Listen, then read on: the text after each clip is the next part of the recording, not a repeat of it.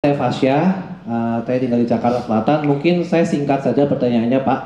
Jika semisal Pak Anies waktu itu kan menjadi gubernur 2017 ya Pak. Tapi saya ingin mengajak Bapak mencoba untuk berandai-andai ini Pak. Semisal Pak, Bapak diberi kesempatan untuk membangun seperti judulnya ya, kota global, itu membangun dari nol.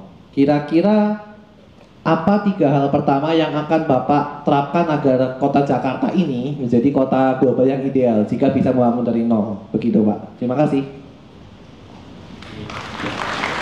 Aku perkenalan dulu, nama aku Iza. Mungkin ini juga pertanyaan untuk Pak Anies dan juga Pak Rama sebagai Kabid di Perencanaan Strategis Bapeda. Begini Pak Anies dan Pak Rama, mungkin ya kalau kita lihat ke bagian Kuningan, kebetulan aku bekerja di bagian Kuningan di Jakarta Selatan. Itu kalau dilihat kan gunung-gunung tinggi, tapi di sampingnya itu perumahan kumuh sekali, benar-benar sangat tidak sigma, sangat tidak keren, sangat tidak optimal gitu Pak. Dan itu jalan itu kecil-kecil dan menjadi sarang penyakit untuk anak-anak dan juga untuk pertumbuhan anak-anak. Dan ini sangat amat mengkhawatirkan untuk saya melihatnya gitu. Untuk Pak Anies, selain rumah susun dan juga mungkin tempat tinggal secara vertikal, apa solusi atau apa gagasan Pak Anies? Mungkin kalau misalkan kita bisa turn back time di tahun 2017 sampai 2022, apa ide Pak Anies saat itu untuk meminimalisir perumahan kumuh dan juga untuk mengembangkan kesehatan warga yang ada di sana? Apakah penggusuran yang sangat paksa atau memang difasilitasi saja? Karena memang kalau difasilitasi mungkin belum optimal ya. Kita lihat masih banyak perumahan kumuh-kumuh di bagian Jakarta Selatan ataupun Jakarta Pusat begitu. Dan juga untuk Pak Rama, bagaimana dari Bapeda sendiri punya rencana untuk meminimalisir hal tersebut begitu, karena ini sangat mengkhawatirkan untuk pertumbuhan anak-anak di sekitar sana dan juga untuk masyarakat di sekitar sana. Mungkin itu aja pertanyaan aku. Ya, Pak Anies, ini kan kemarin kami juga diberikan kesempatan, terima kasih karena sudah mengisi nasihat gizi. Benar banget kalau bicara kota, tentunya bukan hanya kota yang terbangun, tapi juga dari individu atau manusianya. Nah, bagaimana sih Pak Anies kalau di Jakarta itu, kalau bicara stunting, mungkin bukan hanya stunting masalahnya. Tentu ada triple burden malnutrition ya, terkait dengan obesitas. Nah, Jakarta ini akses pangannya sudah bagus. Bicara fasilitas kesehatan sudah bagus. Kemudian kemarin juga baru launching ya Pemda Posyandu, Smart Posyandu. Itu kan bagus banget. Nah, bagaimana membangun kesadaran masyarakatnya sehingga mereka peduli dan aware terhadap akses pangan sehat. Gitu. Sebenarnya sudah tersedia dan juga bagaimana bisa mereka mau menjalankan gitu ya program-program yang sebenarnya sudah ada dari Pemda DKI. Itu aja Pak Anies. Kesempatan lagi. Sekali ya, Pak. 5, nanti saya jawab sekali lagi. Siap, 5. Dari atas. Pak Anies, perkenalkan Pak Anies, nama saya Rafi Udin Abdillah. Saya baru ke Jakarta. Sebelumnya saya ada tugas di Medan dan penempatan sekarang di Jakarta. Dan kemarin saya ngikutin gathering volunteer. Nah, ada satu isu yang mungkin bisa jadi masukan pada pemerintah atau nanti mungkin bisa mendapatkan insight dari Pak Anies tentang volunteer kita yang saat ini banyak Pak.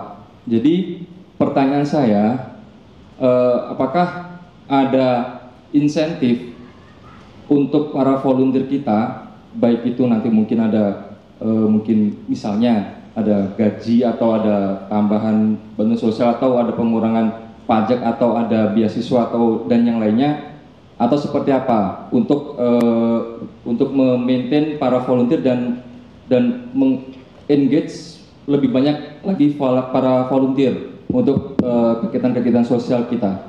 Perkenalkan, nama saya Desi. Saya CPNS di Dinas Penanaman Modal dan Pelayanan Terpadu Satu Pintu DKI Jakarta. yang ingin saya tanyakan adalah terkait dengan salah satu indikator kota global, yaitu terkait dengan kemudahan berusaha dan perizinan gitu. Nah, bagaimana pandangan Bapak terkait dengan ruang inovasi bagi daerah terkait dengan kemudahan berusaha dan perizinan jika karakter regulasi di tingkat pusat bersifat sentralistik, terutama pasca Undang-Undang Cipta Kerja. Ini kan terkait sistem, kemudian norma, standar, kriteria, dan prosedur itu sudah diatur di regulasi tingkat pusat. Itu yang ingin saya tanyakan. Terima kasih. Ya. Jadi tadi ada beberapa hal yang ditanyakan. Pertama, bagaimana kalau kita mulai dari nol? Itu adalah kemewahan yang kita nggak pernah miliki. Nggak bisa kita mulai dari nol. Jadi kita berada dalam sebuah kota yang usianya 500 tahun, dan dari 500 tahun itu apa yang kita bisa kerjakan. Karena itu menurut saya malah jangan kita asumsikan kita harus mulai dari nol. Faza mana Faza tadi? Faza. Oke, Faza. Jadi usul saya dari yang ada sekarang ini apa yang baik yang dikerjakan. Nah, kalau saya melihat kita memiliki sumber daya yang luar biasa yang tidak dimiliki kota-kota lain barangkali di Asia Tenggara. Di sini berkumpul talent yang terseleksi dari seluruh Indonesia. Di sini berkumpul simpul budaya dari seluruh Indonesia. Di sini pintu gerbang Indonesia pada dunia. Jadi kalau kita bicara tentang sumber daya, saya bisa katakan tidak ada kota-kota lain yang punya sumber daya sehebat Jakarta. Karena itu pendekatannya, misalnya kalau kita mau maju ke depan, maka jangan membayangkan semua diurus hanya oleh pemerintah. Kalau pemerintah DKI Jakarta memiliki rencana pembangunan, maka jangan sampai begini, itu rencana pembangunan pemerintah DKI, jangan. Itu harus jadi rencana pembangunan DKI Jakarta. Dan itu artinya satu kata, kolaborasi. Yang membuat Jakarta Future Festival menarik itu kenapa?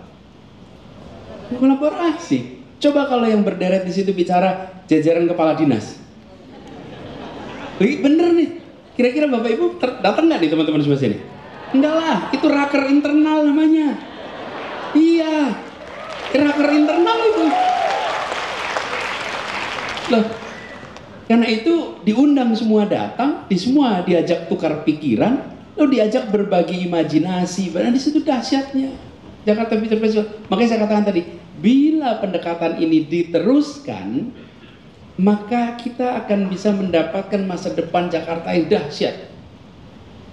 Ada satu hal sederhana yang harus menempel di pemegang kewenangan. Saya istilahkan pemegang kewenangan. Apa itu? Memegang kewenangan bukan berarti menguasai masalah.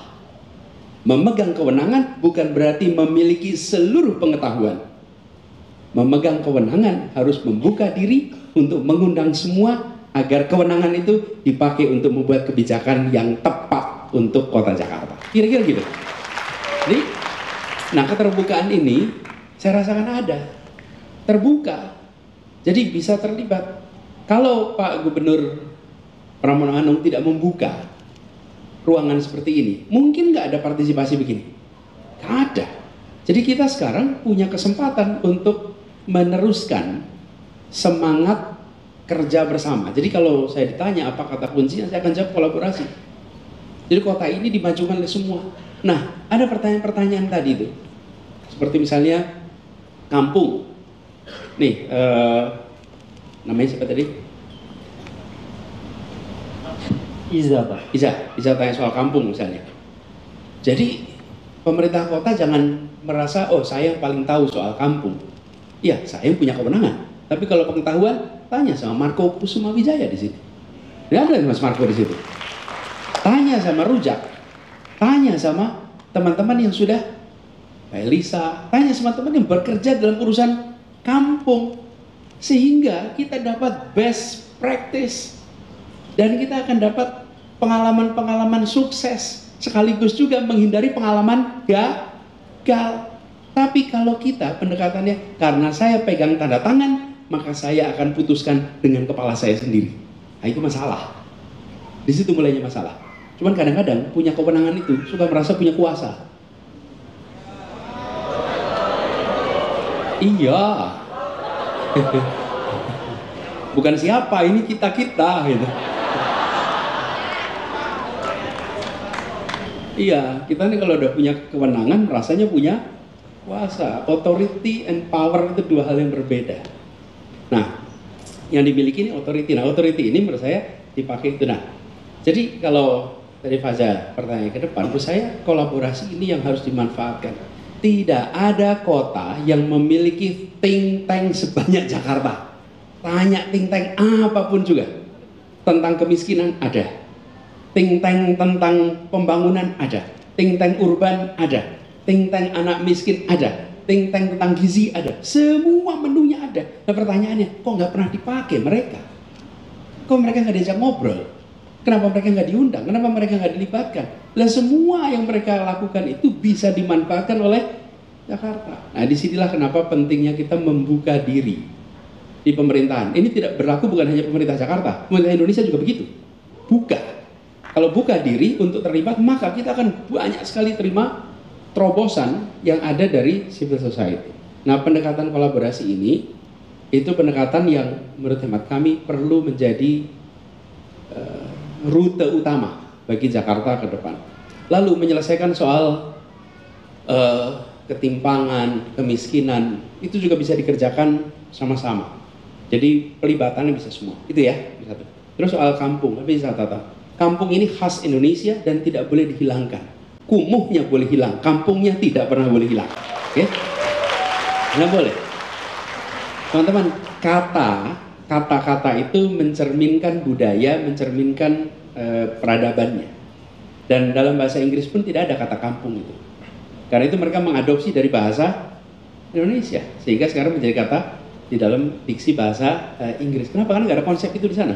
Nah, kita di sini perlu membereskan kumuhnya, tidak sehatnya, padatnya, tetapi kampungnya sendiri harus tetap hidup.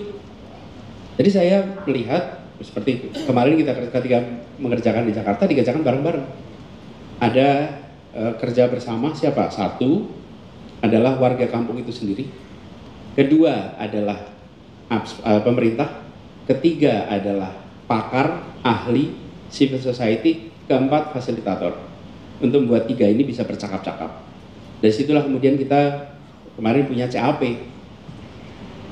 Community Action Plan. Ini ngobrol, membangun. Jadi ketika mau melakukan renovasi atas kampungnya, renovasi itu tidak dikerjakan semata-mata karena negara datang mengatur kampung itu. Tidak, ajak ngobrol dengan warganya. Yang diinginkan seperti apa sih? Termasuk ketika bangun taman. Taman itu dibangunnya seperti apa sih? Itu diajak ngobrol warga di situ. Supaya pembangunan itu adalah pembangunan bersama-sama kita. Nah, di dalam pemerintahan itu ada 4 tipe pengadaan barang jasa. Tipe 1, tipe 2, tipe 3, tipe 4. Tipe 1 dan tipe 2, teman-teman tahu nggak tipe 1, tipe 2, 3, 4? Belum ya? Gini, ada yang udah tahu?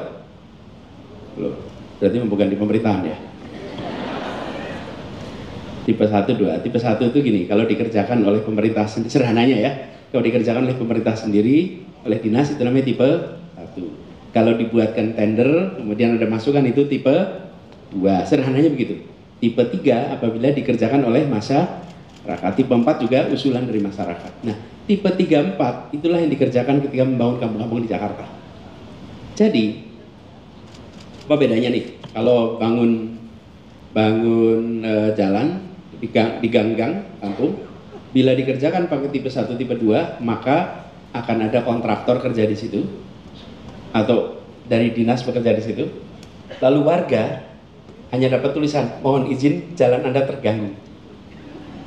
Anda nggak usah ngapa-ngapain, Anda cuma nonton aja. Kenapa? Karena yang ngerjain pihak lain. Tapi kalau pengadaan dengan tipe 3, tipe 4, maka uangnya diberikan kepada warga. bisa ketua RW-nya, bisa organisasi di sana, mereka yang mengerjakan. Apa yang terjadi ketika mereka mengerjakan? Ditambahin itu, semennya ditambah, materialnya ditambah. Kenapa? Karena ini adalah milik kita dan kita yang mengerjakan. Nah, pemerintah kemudian mengawasi. Nah, pendekatan inilah yang harus diteruskan ke depan, supaya kepemilikan atas penyehatan kampung itu ada pada warga kampungnya. Kalau tidak, mereka jadi penonton. Kita jangan lagi meneruskan menganggap rakyat itu cukup sebagai penonton. Jangan. Saya ingin garis bawahi, negeri ini dibangun dengan prinsip gerakan, bukan dengan prinsip program. Apa bedanya gerakan dan program? Kalau gerakan itu ownership atas masalah ada pada seluruh kita. Kalau program itu ownershipnya ada pemerintah saja. Nah, negeri ini ketika dirancang itu semangatnya semangat gerakan. Semua diajak terlibat, semua diajak ikut mengurusi. Coba bayangkan teman-teman, kalau dari awal negeri ini didirikan dengan semangat program, bahaya. Tentara sekutu datang, kemudian rakyat diberitahu terus tentara sekutu masuk nih.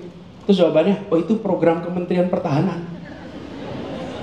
Silahkan Kementerian Pertahanan berperang lawan Belanda sana. Enggak, semuanya terpanggil. Nah, hari ini yang harus memanggil rakyat siapa? Pemerintah.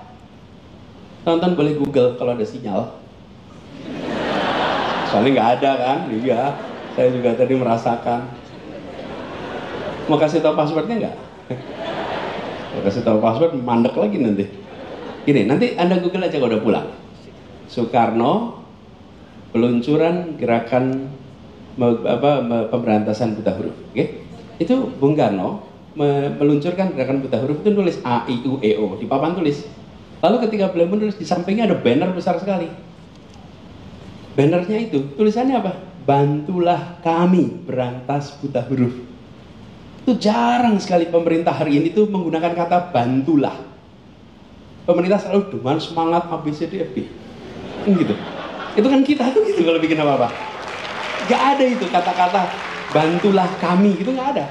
Nah, forum ini, Jakarta Future Festival, itu mengatakan bantulah kami dengan cara diundang semuanya untuk terlibat. Diundang semua untuk ngomong bantulah kami.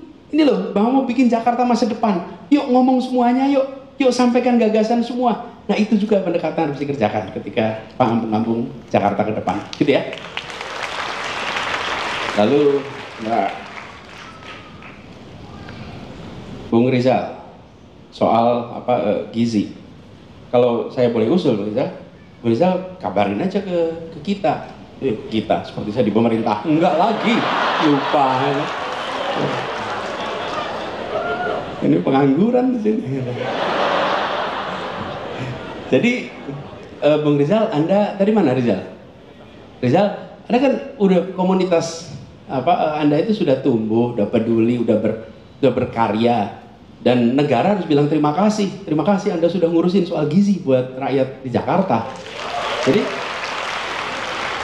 nah lalu ide-idenya menurut saya perlu diobrolin dengan dengan DKI, gitu.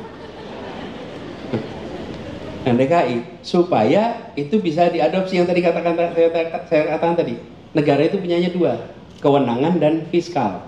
Nah, kreativitas, jejaring, kemudian pengalaman lapangan itu dimiliki oleh civil society. Jadi jangan sering-sering tanya kepada pemerintah sebaiknya apa yang dikerjakan, tapi beritahu pemerintah apa yang harusnya pemerintah kerjakan berdasarkan pengalaman yang dimiliki oleh teman-teman di program gizi itu. Apakah volunteer bisa dapat insentif? Bukan volunteer lagi nanti. Iya, namanya volunteer kok gitu. Betul tidak? Relawan itu tidak dibayar, bukan karena tak bernilai, tapi karena tak ternilai harganya. Iya dong. Tapi begitu dikuantifikasi, maka dikuantifikasi itu kemudian mengalami devaluasi. Devaluasi itu penurunan nilai. Jadi kalau volunteerism sebaiknya rewardnya itu bukan berbentuk monetary. Rewardnya bentuknya apresiasi. Karena itu sebetulnya istilah honor itu dari kata honor. honorarium. Karena yang Anda kerjakan nggak bisa dirupiahkan, maka Anda diberikan honorarium. Tapi honorarium di kita ini sudah berubah menjadi, iya, sebetulnya honorarium itu penghormatan atas sesuatu yang tidak bisa dihitung rupiah. Karena itu honorarium kita, honorariumnya dimonetarikan gitu. Sehingga lalu ya jadi udah nggak lagi honorarium lagi sebetulnya. Itu kira-kira konsepnya. Jadi apa sih teman-teman, misalnya label menjadi warga berjasa. Nih, pasang di sini. Jadi bukan hanya menteri dan presiden aja yang punya label. Warga punya sertifikat apresiasi, kemudian diberikan tadi misalnya insentif pajak, kemudian itu bisa itu semua dikerjakan. Tapi jangan sampai kita mengubah yang namanya volunteer menjadi berbayar. Tapi soal ide insentifnya iya, tapi insentifnya kehormatan juga supaya tetap terjaga semangatnya. Desi, ini sensitif pertanyaan Anda soal kewenangan yang ditarik ke pusat terkait dengan izin-izin. Nah, ini harus diobrolin. Tapi kemewahannya Jakarta adalah pusatnya ada di Jakarta. Pusat pemerintah pusatnya ada di Jakarta, sehingga Jakarta harusnya bisa mencari ruang di mana kebijakan pusat dan kebijakan di Jakarta itu bisa sinkron. Saya tahu di PTSP kita ini JKI Jakarta itu udah punya semacam sistem untuk memproses perizinan yang luar biasa canggih, dan itu sebenarnya bisa diobrolkan lagi dengan pemerintah pusat, khususnya di BKPM, supaya proses-proses perizinan bisa tetap menggunakan sistem yang sudah rapi ini, terutama terkait tata ruang. Kenapa itu penting? Karena kalau tidak, nanti semua proses perizinan tidak memperhitungkan rencana tata ruang, dan Jakarta harus dijaga perencanaan tata ruangnya. Kalau nggak bisa repot.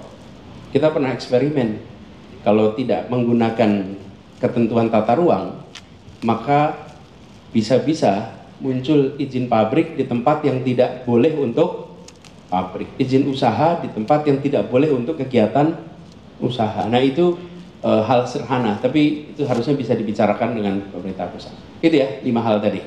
Makasih. Ya. Ngomongin soal global, soal cities, ini berarti kita ngomong soal future, which means we are talking about dreams. Tapi ketika kita ngomong soal mimpi, kita pasti harus fokus juga dengan realita. Menurut Pak Anies, apa sih bagian dari Jakarta yang realitanya harus banget dibangun, difokuskan untuk menjawab para Jakarta Dreams di Jakarta itu? Gitu Pak, terima kasih. Kenyataan Jakarta yang harus difokuskan, dibangun, yang dititik beratkan untuk dibangun, untuk menjawab Jakarta Dreams dari banyak orang di Jakarta yang mungkin dari second tier city juga ke sini untuk punya mimpi itu, gitu Pak. Belibet ya Pak, maaf ya Pak.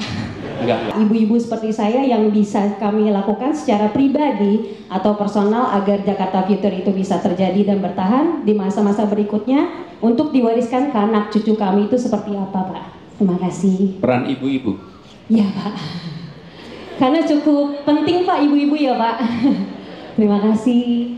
Ya, yang ketiga Masnya. Ada yang bisa bantuin nggak nanti? Selamat malam Pak Anies, Pak Rama. Perkenalkan nama saya Bintang Pradana. Tahun lalu saya menulis polarisasi musikal yang Pak Anies tonton juga di teater ini. Pertanyaan saya, makasih. Pertanyaan saya terkait dengan politik. Jadi pertanyaan saya Pak, dalam mewujudkan mimpi Jakarta yang lebih baik, Jakarta di Indonesia ya, dibutuhkan pemangku kebijakan di masa depan yang juga baik.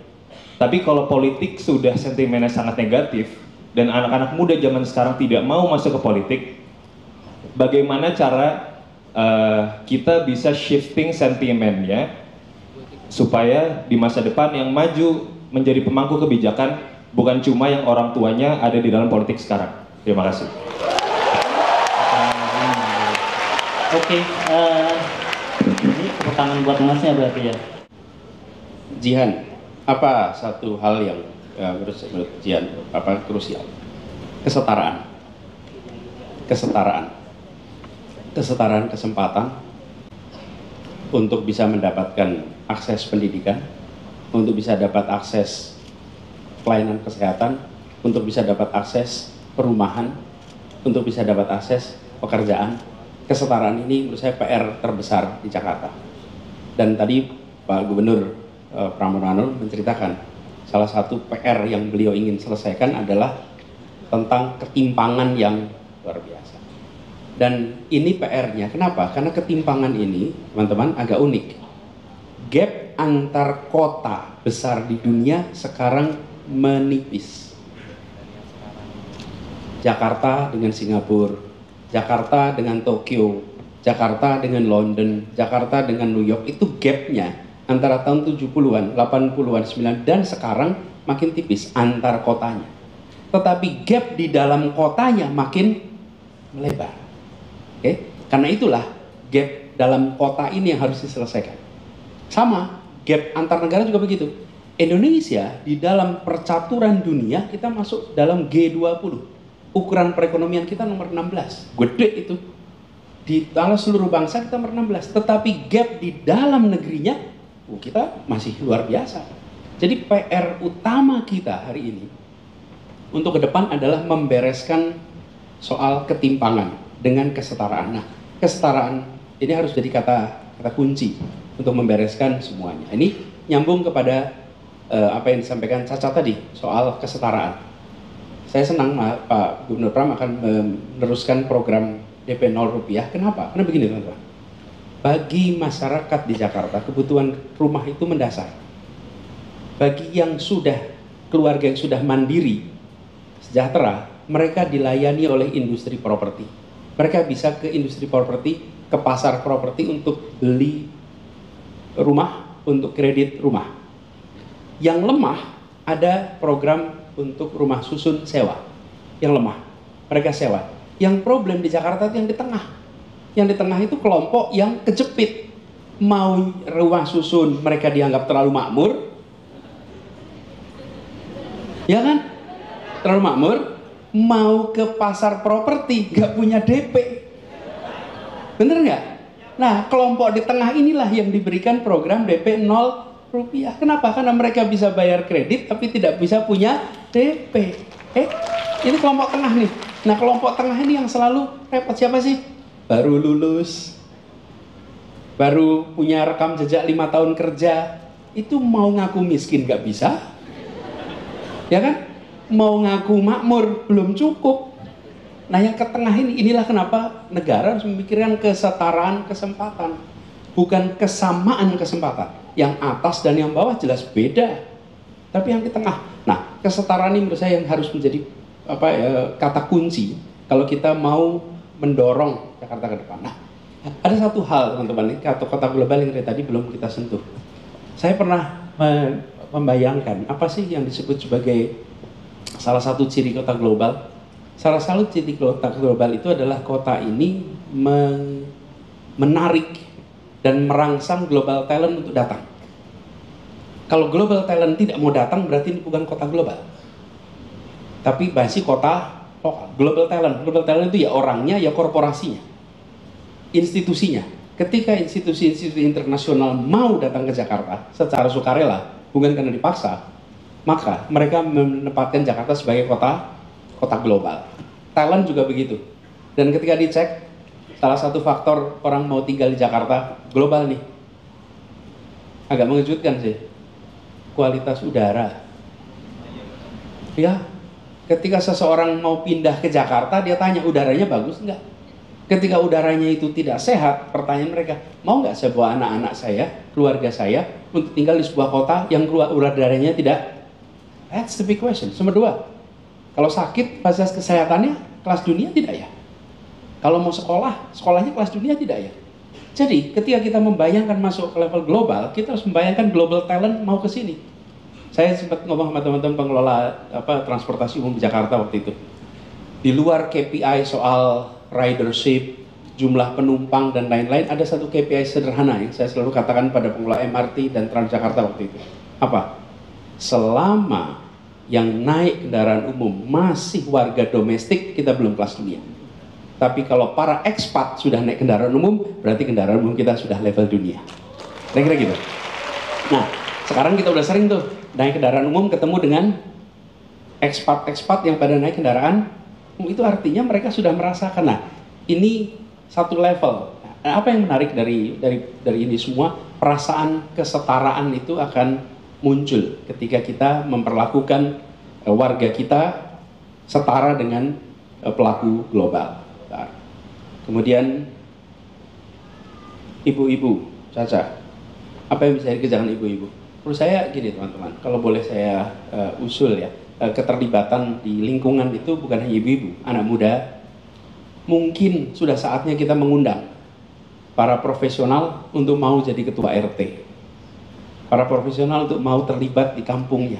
Seringkali kita ini aktif di luar, aktif di perusahaan, punya posisi manajemen di perusahaan, tapi sampai ke kampungnya, sampai ke kompleknya nggak mau ikut manajemen. Nggak mau ikut manajemen. Menurut saya sudah saatnya warga Jakarta aktif di komunitasnya, di kampungnya, di kompleksnya, sehingga kita bisa mendorong kemajuan. Bayangkan bila itu kita lakukan sama-sama, termasuk untuk ibu-ibunya. Kira-kira begitu ya. Terus ada pertanyaan, Bintang, gimana caranya supaya politik kita tidak hanya diikuti oleh anak-anaknya politisi?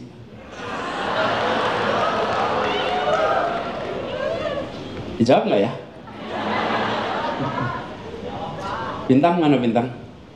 Ya, gini Bintang. Bintang anak politisi bukan? Bukanlah, pasti. Teman-teman, ini adalah harapan dari seluruh rakyat. Kita menginginkan mereka yang masuk ke politik adalah mereka yang lolos meritokrasi. Kita berharap begitu. Cuman kan tidak selalu kenyataannya seperti itu, bukan? Gak ada selalu kenyataan seperti itu. Nah, jadi kalau saya usul menghadapi situasi ini jangan mengeluh saja. Tapi mereka-mereka yang punya prestasi, yang punya karya, jangan menjauhi wilayah politik. Terlibatlah. Belum tentu menang, tapi masuk. Tapi terlibat. Dan kita itu jangan sampai begini, saya kepengen sistemnya udah beres dulu baru saya mau ikut. Nggak akan terjadi perubahan. Perubahan itu hanya terjadi kalau mau berjuang di dalamnya. Lecet, ya. Mungkin ada salah, ya. Mungkin akan terima kritik, ya. Tapi jangan menjauhi. Dan kalau kita menjauhi, maka ya situasinya nggak akan berubah. Jadi saya usul pada teman-teman yang peduli atas pengambilan kebijakan di Indonesia, jangan jauhi wilayah politik. Terlibat. Dan anak muda hari ini punya ruang keterlibatan luar biasa. Saya bayangkan seperti segitiga, teman-teman. Demokrasi, anak muda, teknologi. Itu tiga hal. Itu membuat anak muda bisa partisipasi luar biasa. Waktunya udah habis. Saya mau nerusin, udah habis. Nah, ini tiga ini teman-teman. Jadi anak muda dengan teknologi Anda bisa terlibat di dalam proses politik luar biasa. Sekarang kemampuan untuk menggaungkan aspirasi muncul. Lihat yang terjadi di Papua. Kalau nggak muncul di sosial media, anak muda nggak bisa bertahan gitu. Lihat kemarin ketika MK ambil keputusan yang akan menurunkan, yang tidak menurunkan lalu mau diubah oleh DPR dan gagal. Kenapa? Karena anak muda memilih untuk turun tangan. Anak muda memilih untuk terlibat dan menggunakan apa? Teknologi. Jadi menurut saya jangan diam, justru aktif, justru terlibat. Dan saya yakin proses ini akan makin hari makin sehat. Tidak mungkin meritokrasi saja. Tidak mungkin. Tidak mungkin. Tetapi ada proses seleksi yang meritokratik. Sesudahnya popular vote. Kira-kira ginilah. Calonnya 3, tapi 3-tiganya dicalonkan lewat proses meritokratik. Siapa yang terpilih yang paling populer, nggak apa-apa. Tapi 3-tiganya itu salah satu dari 3 terpilih, rakyat nggak rugi. Yang repot kan gini, apabila ini titipan-titipan, bukan? Ya, itulah sebabnya saya sering sampaikan, jangan sampai koneksi mengalahkan prestasi. Jangan sampai koneksi mengalahkan kompetensi. Dan yang bisa ngawasin ya kita-kita semua. Jadi usul saya, seperti Bintang dan teman-teman yang peduli, terlibatlah dalam proses politik secara aktif, menjaga, dan mulainya di mana? Mulai di kota kita. kota Jakarta, kota-kota kita semua di seluruh Indonesia, apalagi nanti level nasional. Teman-teman, waktu yang sudah habis, saya ingin sampaikan terima kasih kepada semuanya yang sudah terlibat di Jakarta Future Festival. Insya Allah ini menjadi pembelajaran bagi kita semua. Yuk kita ambil masa depan Jakarta yang lebih baik buat kita. Terima kasih. Assalamualaikum.